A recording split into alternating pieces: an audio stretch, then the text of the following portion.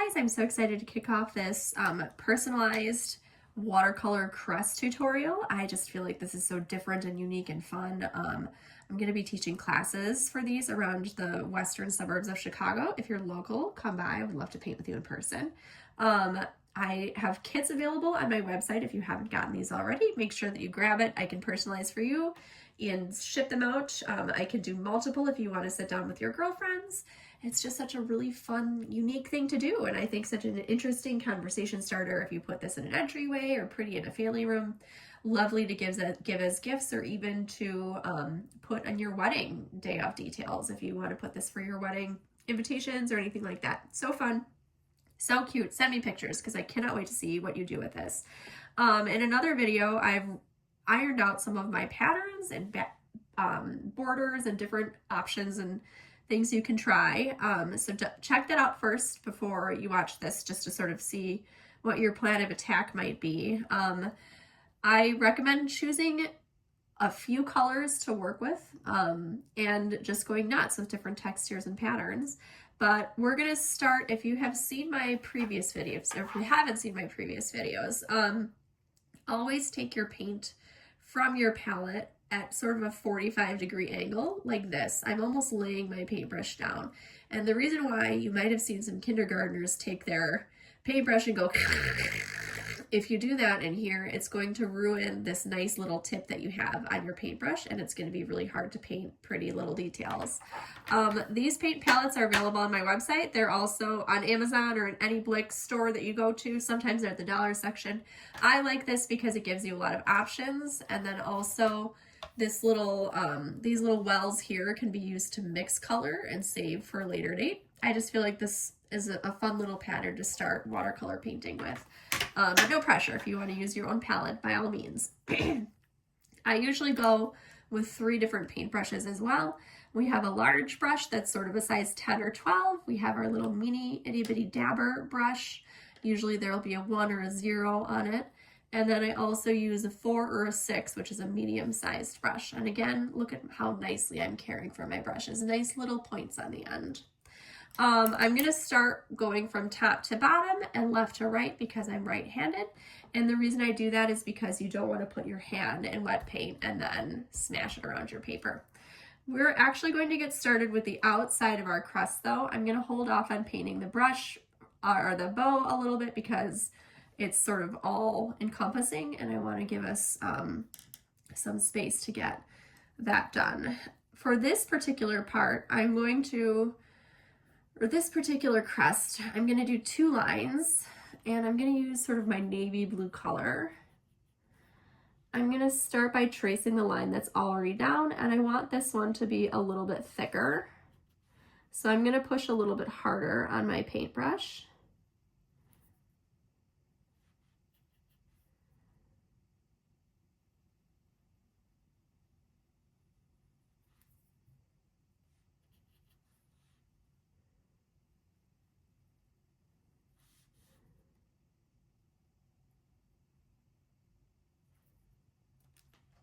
You might find also that it's helpful to kind of tilt the page.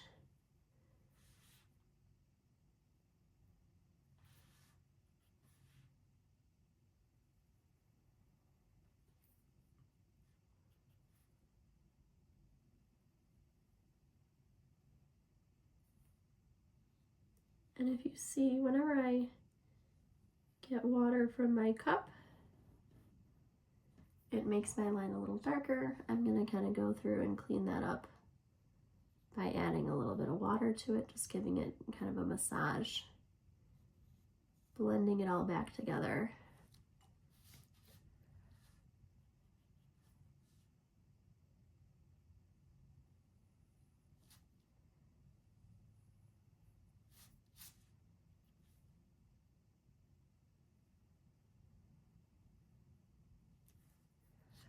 Okay, also gonna do this little cross line.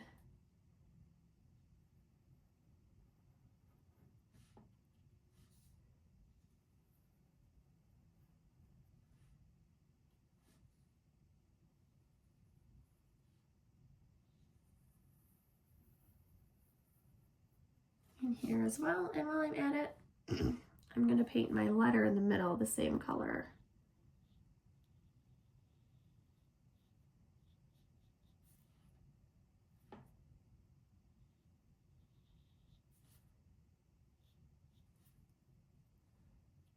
This would also be really cute in green, or you could even pick like red as a pop of color, or if you're doing pinks, that would be really fun also.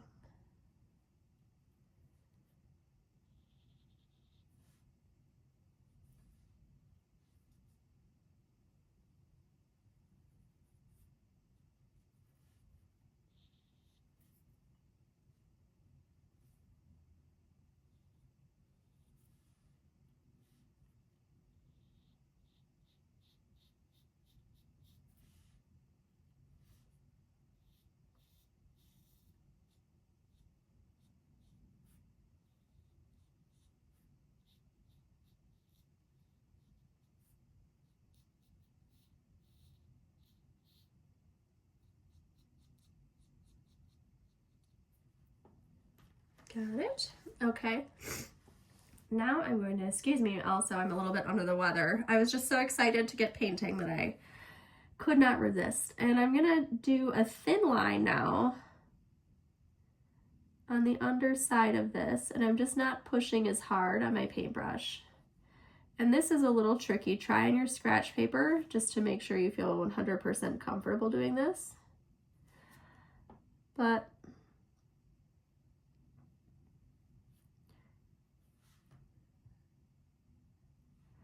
I like two little lines close to each other. For a crest, I also like seeing these with some dots.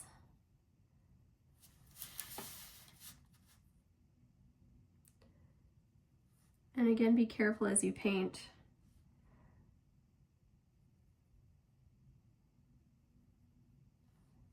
That you don't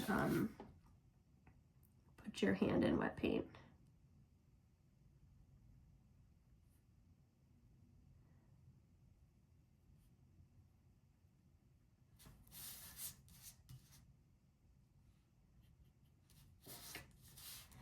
And you may see that mine is not perfect, so take a deep breath. It's okay if there are little imperfections.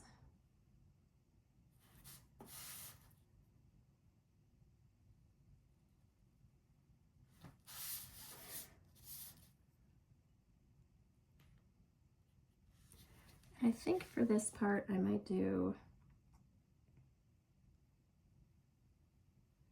the bottom line.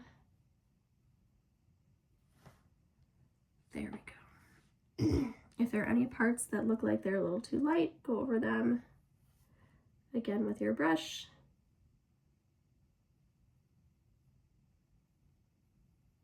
Got it. Okay. Ooh, also, I'm going to take and paint sort of a shaded area around this part of my letter with just a little bit darker shade of that blue, same blue.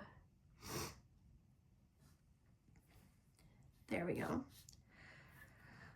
Okay, now that these are painted, let's see. This should mostly be dry, and I want to work from my top to my bottom, so I'm going to start with my pattern that's up here. And for this part, I'm actually going to do sort of a bamboo pattern. And I'm going to use this lighter green here.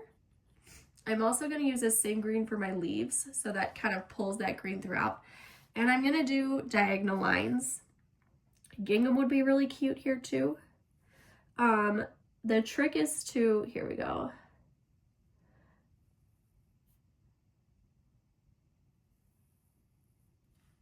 You could also go straight across. Check my little pattern video and see what some other options would be.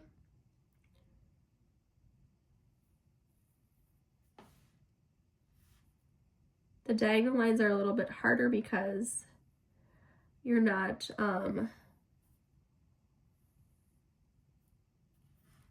tracing any lines here. You're going sort of perpendicular.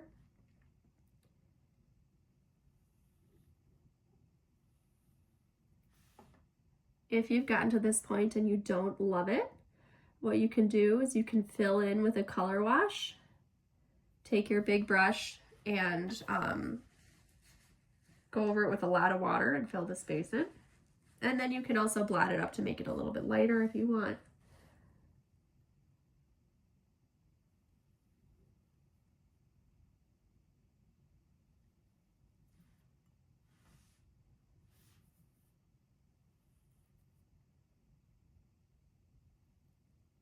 Let me remind you also that it does not need to be perfect. Now, bamboo is kind of fun also. We're gonna use the same shade of green, and we're just gonna paint a couple of little hashtags here and there.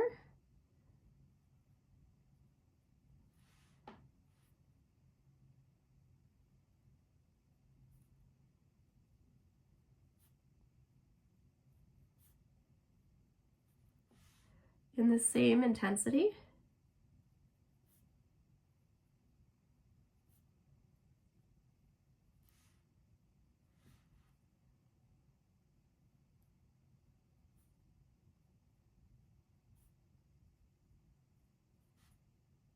You can make them random. I made mine a little bit more uniform for this one, just because I wanted to see what would happen.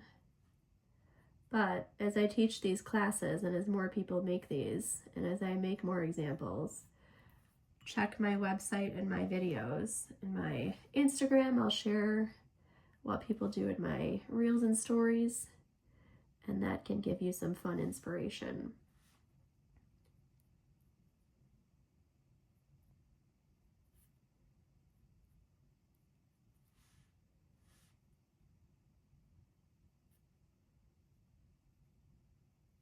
There we go. I just feel like that's such a cute, happy little pattern. Okay, so we've got this done. Next up, we're gonna paint our hydrangeas, and hydrangeas come in a variety of colors. They come in white, blue, pink, and green. Sometimes I see them in varieties of purple. For today, I'm going to go white, but I'm going to do with a hint of blue. So I'm going to use my white paint and I'm going to go over them in a color wash, and then I'm going to go in and add little blue accents with my little brush, and then I'm going to let it dry and then kind of blend it together. So we'll start. I want to make sure that my brush is totally clean, and also if you've been using your palette for a while, your white paint might be a little gross looking, but we want to make sure that it's a nice pure white.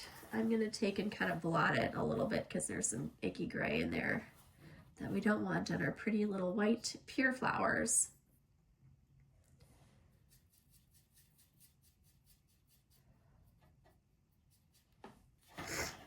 So, big chubby brush, and I'm going to just kind of take and blot. Doesn't have to be perfect. I'm going to just kind of blot around on the flowers. I'm going to try my best to avoid any areas that are going to be leaves.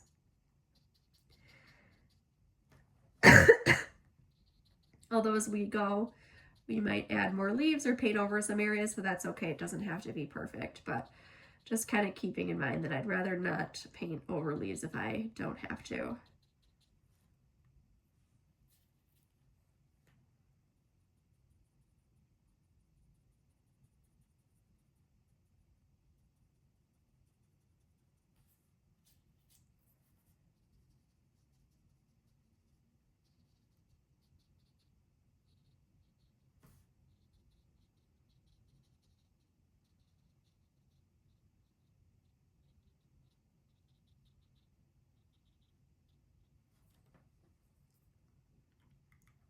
All right, so that's done. While that's drying, or I mean, I'm rushing through this, but you by all means can go ahead and get rolling.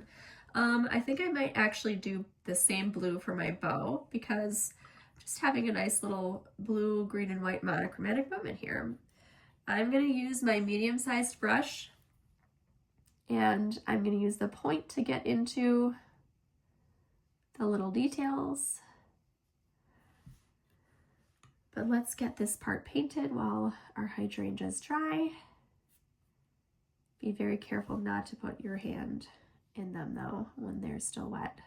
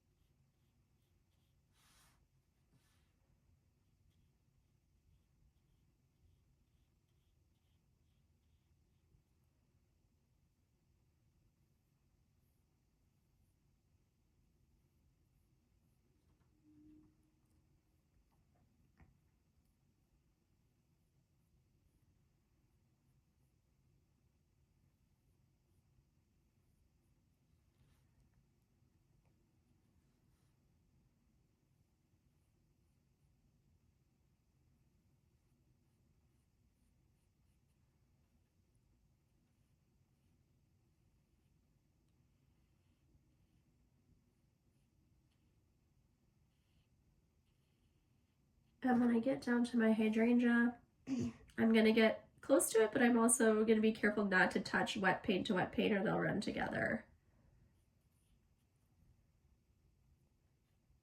And you'll find also that as you go, there are some areas that are gonna be a little bit darker, some areas that are gonna be a little bit lighter. I kind of like that because it makes it look like it's naturally shaded, but you can certainly smooth it out as you go. And then you can also add shading in a little bit once it's dry.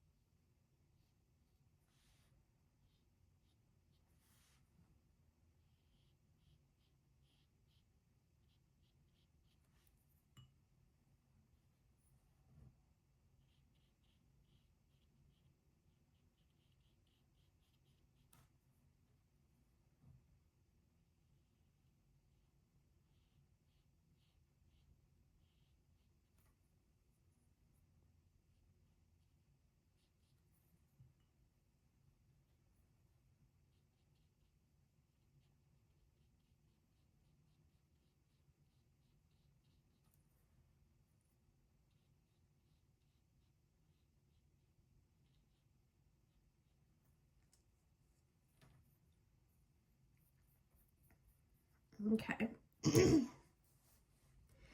I actually think that what I might do next, now I'm debating a world whether I want to do blue hydrangeas or green hydrangeas. I'm going to paint the leaves and paint the bases, and then we'll see how we feel.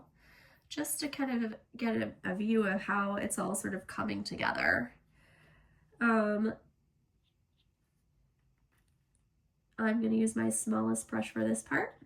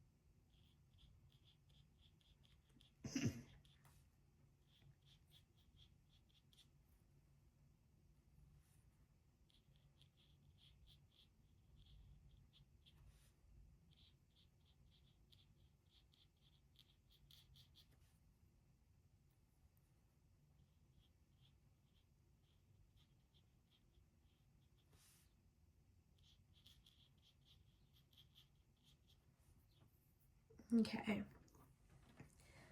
I think that, such a tough call. I think that I'm gonna do gingham for my bases in blue, and then I think I might actually do my green as my accent color in my hydrangeas. Let's see how this is gonna go together. But also feel free to do what you think looks good. And for this part, I'm gonna take my little brush again, and I'm just gonna sort of go over a few of the petals, not all of them, a few of the petals.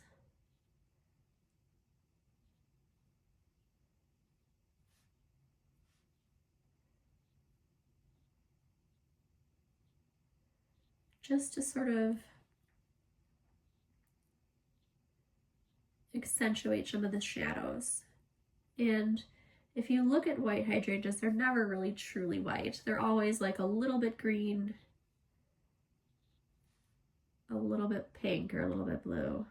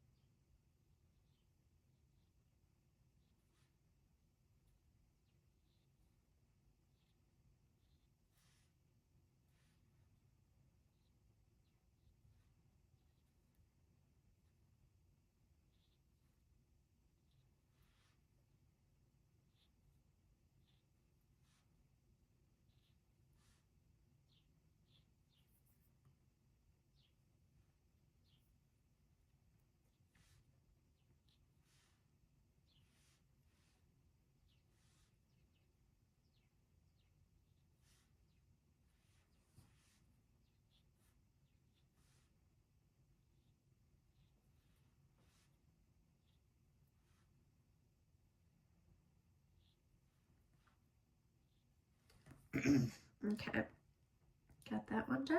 Let's go for the second one.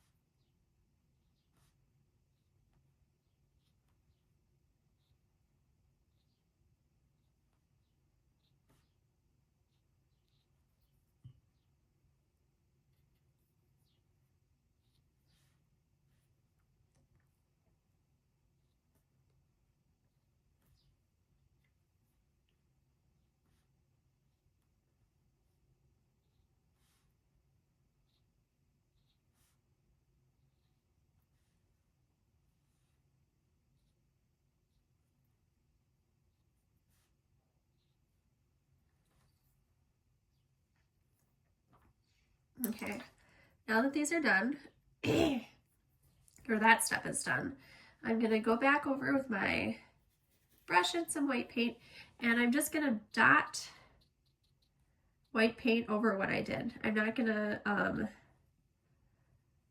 put a ton of attention to detail. I just kind of wanna let all these colors sort of blend together. All these little petals, I mean, blend together.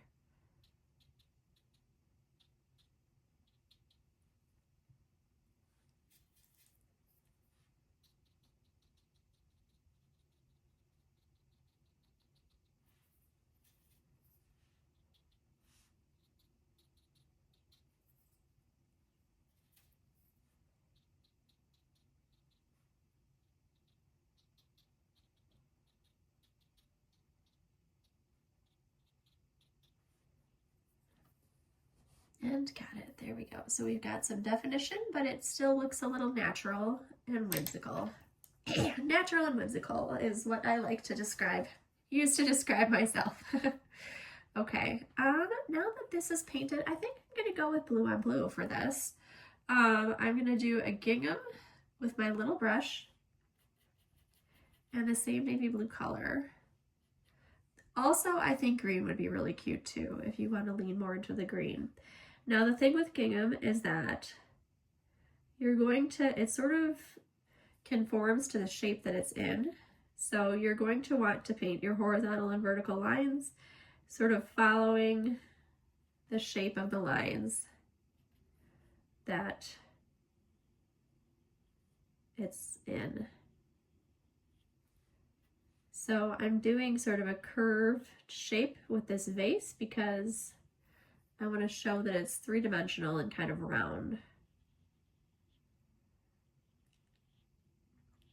Now you might stop and think, that was actually really hard, I don't want to go any farther. And you know what? That's okay. You can if you want to.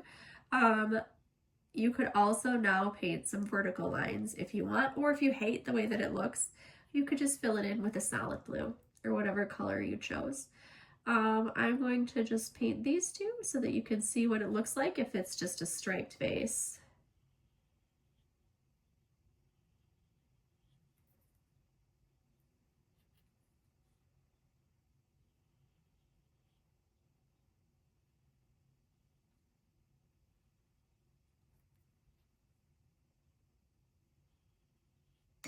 What do we think? I'm gonna stick with the gingham, but do whatever you feel is best. Now for this part, again, I'm going to sort of trace the lines in the vase. And this vase is sort of hourglass shaped. When I get closer to the middle, it's going to be a straighter line because then I've got to go in the other direction.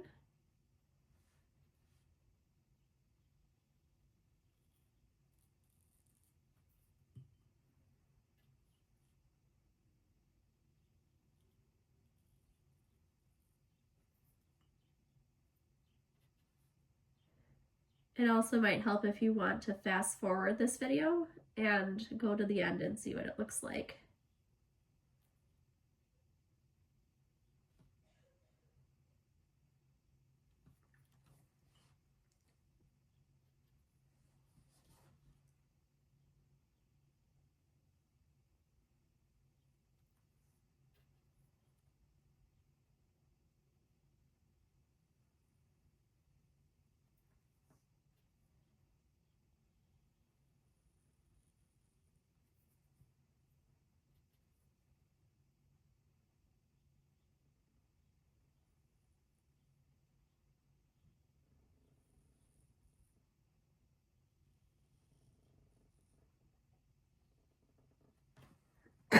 All right, guys, I'm kind of loving this. Send me pictures of whatever it is that you painted. I'm dying to see how these turn out. If you're local, I would love to see you in any of my in-person painting classes. And definitely check the website, check my YouTube channel for more. Pick up kits and try your hand at all of the wonderful creative things. I hope that you had as much fun as I did painting this. And I wish you all the best of luck in your artistic journey. Thank you so much. Bye-bye.